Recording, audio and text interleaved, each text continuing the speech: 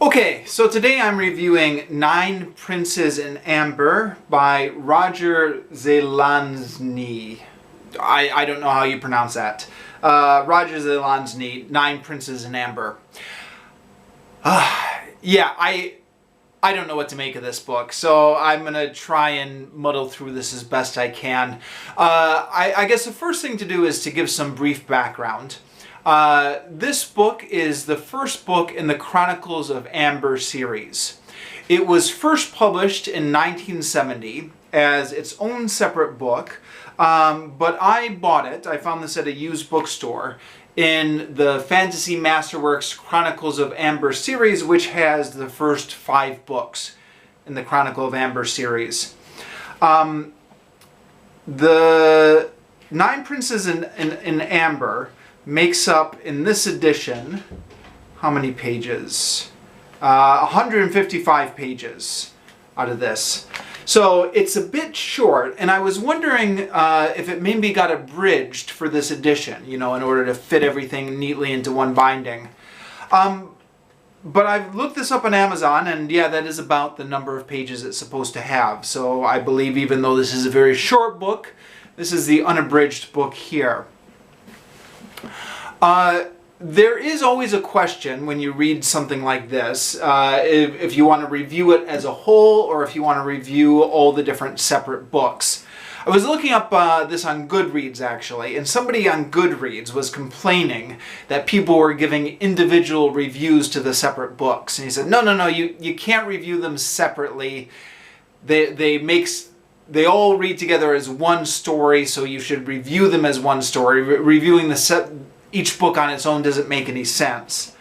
And he may well be right. I mean, despite the fact that the next book in the series was not published until 2 years later, 1972, it is very obvious from the ending of this book that it was never meant to be a standalone novel. That there was always some sort of sequels planned, because it completely ends on a cliffhanger with very little resolved. You know, all the conflict that gets set up doesn't really get resolved. So presumably it is just made to be read as one story, but I'm just going to review them as I read them as separate books, even though I have them together here in one volume. Okay, sorry, I know I'm rambling. I don't know what to make of this story after having read it, and I was thinking about ways that I could talk about the different stuff that was in it without spoiling any of the plot, and I don't think I can do that. I think the only way I can make any sense of this book is to just go through the plot and comment on it as I read it. Sorry, comment on it as I recount it. So of necessity, I'm just going to spoil everything as I go through it. I don't recommend that you listen to this review then before you've read the book. So I guess the obvious question is this book worth the trouble? Would I recommend it? And I guess, yeah, there are some things I liked about it and some things I didn't like about it, but on the whole it was interesting. Now, final judgment is going to have to be reserved until I get through the whole series, but it was an interesting setup. And there is an audio recording of this book on YouTube. It's not a word-for-word adaptation of the book. It's more of like a radio play version of the book. But I've been listening to it in comparison, and they don't leave anything out. Some of the dialogue attribution gets left out when it's obvious because there are different voice actors, but nothing of substance gets left out, and I think they even added a few things in. I don't know why, but it appears there's things they've added in which are not in the book. But anyways, it's listening to it more or less gives you the flavor of the book. So if you're interested, and I know everybody is desperate for distractions these days, at the time I'm recording this, April 3rd, 2020, it's right during the coronavirus lockdown where people all over the globe are stuck inside their houses or stuck inside their apartment. If you're desperate for some sort of distraction, I will give the link down below to the radio play on YouTube, or you can just search for it. Search Nine Princes. I searched Nine Princes in Amber audiobook, and again, it's more of a radio play than it is an audiobook. But that's what I searched for, and that should come up. I'll give the link down below as well. But yeah, it's I believe just over 5 hours long. But you know, if you have it in the background while you're doing other things, those 5 hours will go by in no time. Excuse me. And I'd recommend just listening to that and before you listen to me ramble on.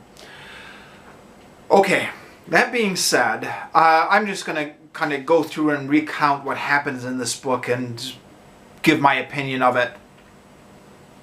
So it's a fantasy book, obviously, but it starts off in what is present day America in our world, or what was present day at the time. It was published in 1970, with a guy waking up in a hospital bed and not remembering who he was, or not remembering anything about, well, yeah, anything about who he was or what his purpose is, or why he's in the hospital bed. So it's a classic amnesia story. Maybe you could even say a cliche. And it is a bit of a cliche, isn't it? These amnesia things. It's a cliche for a reason. Writers love to use it for a reason, in that it's built-in drama and suspense. You know, the conflict is already there. The suspense is already built in. Who is he really? What is his memory? How is he going to find it out? But it's also, I don't know. I mean, I'm not a psychiatrist, psychologist. I don't really know how these things work, but I've always been suspicious of these amnesia stories in fiction. I mean, if he's forgotten who he is, then how does he remember what New York State is? Or how does he remember how to drive a car? Or, you know, how does he remember how money works? Right? It just seems like, I don't know. And I know you're not supposed to overanalyze it, you're just supposed to go along with it. But I had this bugging me in the back of my mind the whole time I was reading these sections. You know, why has he completely forgotten who he is and where he came from, but he remembers how to get a taxi cab in New York, or, you know, those kind of things. So he's on a quest to figure out who he is and where he came from. I've read on the internet, some people have compared this to a hard-boiled detective story, like a hard-boiled detective story meets fantasy. I guess there is some elements of that. I didn't think there was a lot of it, actually. If reviews say it's a hard-boiled detective, I don't know. I mean, certainly there's very little of like the what do you call it? The dark and gritty stuff that you have in like the film noir stuff of the 1930s. Of course, that's film, that's not books.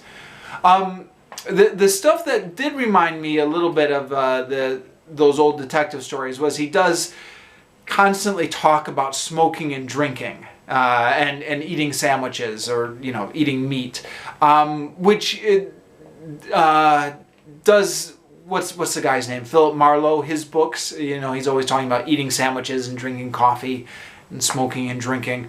So that element, I guess, did remind me a bit of it. But yeah, he gradually finds out. Yeah. So he goes to meet his sister. Then they're joined by his brother, and he's gradually finding out there's more and more magical elements in this family. It's a family of, yeah, I don't know how to describe it. They're princes and princesses from another world, and they seem to have a lot of magical powers, which are not ever clearly delineated. And they're not clearly delineated because he's lost his memory. So there's a reason for that in the book. But it is very much along the lines of, oh yes, and then I discovered there was this magical power, where stuff pops up just when it needs to in the plot. And I don't know how I feel about that. I guess that's good because it's good that it's popping up. I mean, it would be no good if the author just explained all the different magical powers that they had right at the very beginning. It's good that it's gradually, this information is gradually fed in. But it does, yeah, it does kind of give the reader a sense of how are they going to get out of this tight spot? Oh, okay, it turns out they've got this magical power. They also have power to shift through dimensions. They're called shadow worlds in the novel, but they're like parallel universes. So they're shifting through parallel universes as they're trying to get to Amber. And Amber is the one true world where they're from. And there's some very clever stuff going on here.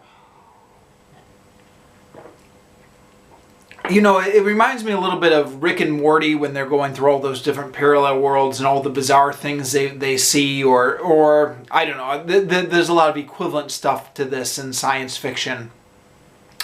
And it is bizarre and somewhat cleverly done as they're shifting in through one parallel universe and another. I mean, there's one parallel universe that they go to where everyone's transparent. And then what are some of the other ones? It doesn't spend a lot of time on it, but just a few bizarre places they shift through. The description style is pretty bare bones. So you get brief. You never really get thorough descriptions of anything. You just get very brief notes, and then you have to fill in the gaps with your memory. Which may be better that way. Perhaps you could kill this kind of stuff by describing it too much. It can also be a little bit frustrating at times. There were times when I thought I was having to do a little bit too much work on my own, filling in some of the gaps. And I think that's especially true once they get to Amber. There are no long descriptions of what Amber looks like, even though maybe some of them would be nice. And he's got to restore his memory. So his brothers and sisters bring him to land underneath the ocean, which is a mirror of what's happening in Amber. So, like, you know, everything is in reverse. And to get there, they have to go down a long stairway under the ocean. But as long as you're walking on this stairway, you can breathe in the water just fine. And they're being pursued where they're going down. So they're walking down the stairway and they're being pursued by these people on horses, chasing them, going down the stairway under the water. And then they end up having a brief fight. And it turns out if you push someone out from that stairway, then they're no longer protected from the stairway, and then they're stuck in the water where they can't breathe. And it was just really bizarre, but in a very wonderful way, where I think I mean, this was from the 1970. This was published in 1970. I think around about that time, you had a lot of really weird and wonderful science fiction and fantasy going on. And I think this is in this category. And then they get to the Under the Ocean Kingdom, and it's a complete mirror of the kingdom above. And he has to walk through this pattern which restores his memory. And then once he gets his memory restored, he remembers that he's a prince of Amber and he's fighting his brothers for control of the throne of Amber. And there's one of his brothers, Eric, now is in the castle in Amber. And he's got to try and get Eric out so he can be king of Amber. Oh, I forgot to mention this, but another thing which is a little bit intriguing, and this goes back to the whole amnesia thing, is it turns out he's a bit of a nasty guy. Like, our protagonist has a dark side to him. A bit bloodthirsty, a bit arrogant. But when he wakes up with complete amnesia, he doesn't remember what his personality is. So he's almost a bit surprised to find like these nastier parts of him coming out, or this bloodthirsty part of him coming out, which I thought was interesting because it's a way of getting at a protagonist who isn't entirely likable. I mean, some elements of him are likable, but some elements of him are not meant to be likable. But you're discovering these elements with him as he's recovering his memory. So he himself is looking in upon himself as if he were an outside character, if that makes any sense. But then he does recover his memory, and he remembers that he wants the throne of Amber. So then he has a brief confrontation with his brother, in which he ends up having to flee. And then he teams up with another one of his brothers, and they gather together an army. And they're able to do this by going to these, again, parallel universes and finding alien worlds where there are these creatures who they appear like gods to. And these creatures agree to follow them into battle because they think they're gods. And there are two types of creatures they get from two different universes. One is, I believe, tall and red and cat-like, and the other is short and blue and furry, or something like that.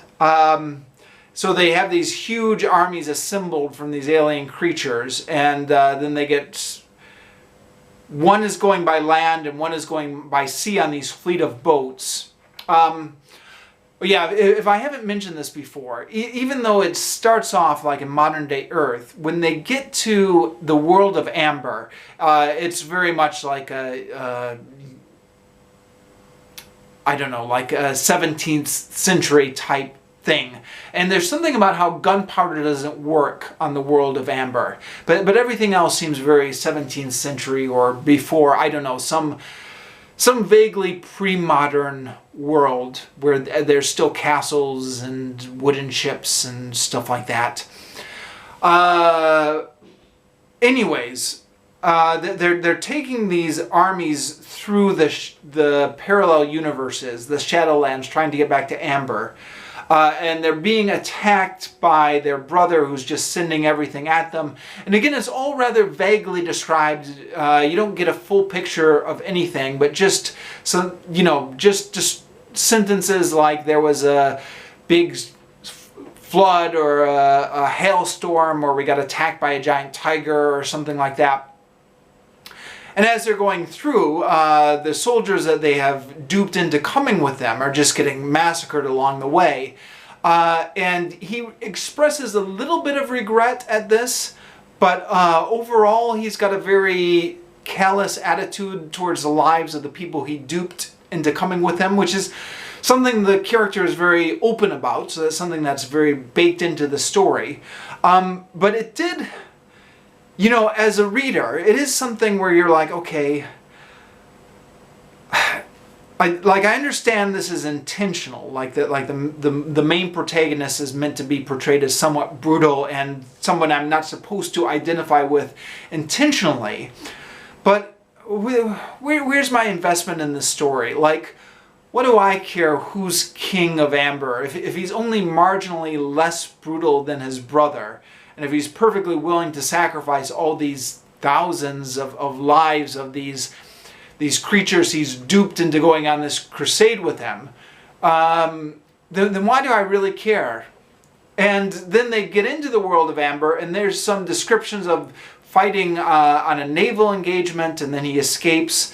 And then they're going by land, and there's something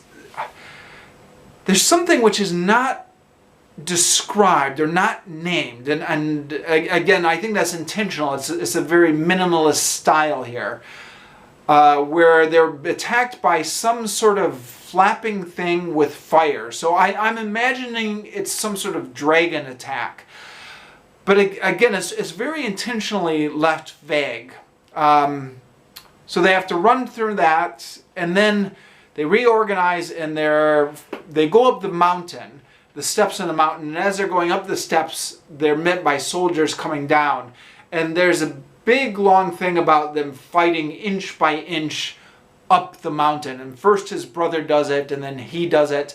He's just trying to kill as many people in advance as far as he can before he gets overcome by exhaustion. And as I'm reading this, I'm thinking, okay, what? It is interesting to a certain extent, and it's bizarre, and the bizarreness of it helps to make it more interesting, and you can just picture this epic battle going up on the steps of the mountain. On the other hand, I come back to that thing I was saying before, which is, why do I care if he succeeds or doesn't succeed? Because,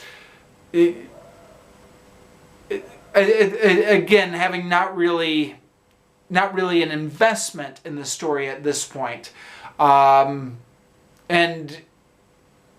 yeah, the character is somewhat charismatic. He's bold and dashing and brave, but he's also incredibly arrogant, and you'd be almost just as happy to see him defeated as to see him win at this point. So I guess as a reader, I had a little bit of exhaustion or tiresomeness with all this fighting going on for an outcome I wasn't really invested in, and it just seemed like it was taking up the whole second half of the book. Is just descriptions of this amassing the army and trying to get into Amber.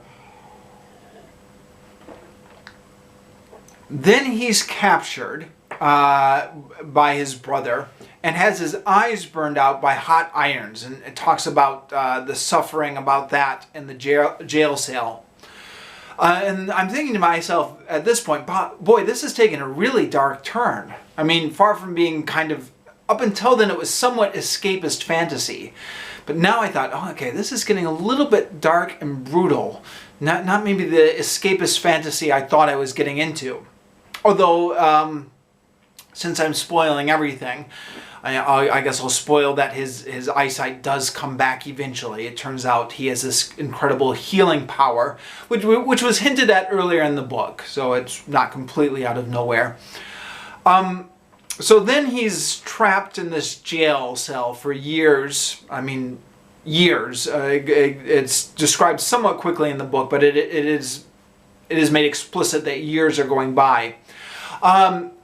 And he alludes at one point to the Count of Monte Cristo. And I thought, yeah, that's a fair allusion to make at this point. That you're getting somewhat of that flavor of the Count of Monte Cristo. The story of somebody being trapped in this jail cell, being despairing, wanting vengeance but powerless to do so, plotting his escape. And then he eventually does escape. And then that's where the book ends. So he's still, the battle between him and his brother for control of the throne of Amber is still not resolved. So that's what's going to happen in the next book, The Guns of Avalon, which haven't started yet, but I'll be starting soon, and yeah. So, I mean, I don't know what to make out of this. At times it was wonderfully bizarre. At other times I felt like I wasn't really invested in anything that was happening. More at the beginning, I guess, the mystery of what was happening was intriguing me. The end, where it's just one big long battle, was not quite so interesting. I mentioned before that I had first heard about these books from a mention they got on Steve Donahue's YouTube channel. Steve Donahue is of the opinion that Nine Princes in Amber is the best book of the whole series. And then they decline in quality from there. Which, if he's right, means, well, yeah, if he's right, it means it's only going to get worse from here on out. But I guess I'll have to keep reading and make up my own mind about this. I was going on Goodreads, and again, looking at reviews of the whole series of fantasy masterworks, and quite a few people said they dropped out halfway through book 3. So that people seem to make it through book 1 and 2 okay, but are dropping out in book 3. I have ambitions to read this whole thing all the way through, no matter what, whether I love it or hate it, just to check it off my list. And I think it is a classic of sorts. It's, you know, published way back in the 1970s. People are still talking about this book now. I think it's influential in some geek circles. So, yeah, a classic of sorts. I'd like to try and finish it. But we'll see, yeah. I somewhat regret that I didn't find this book when I was 14. Because I think these really bizarre fantasy books with all these epic battles are best read when you're 12, 13, or 14. When you're 41, yeah, maybe the reason I'm not feeling so invested in it is because this stuff isn't so visceral or exciting as it would be had I been much younger. But it's still... I still somewhat find myself intrigued by the bizarreness of the world. And yeah, I don't know. What else is there to say? It's interesting. I think I would recommend this. And I'm just gonna wait and see how the rest of the series goes.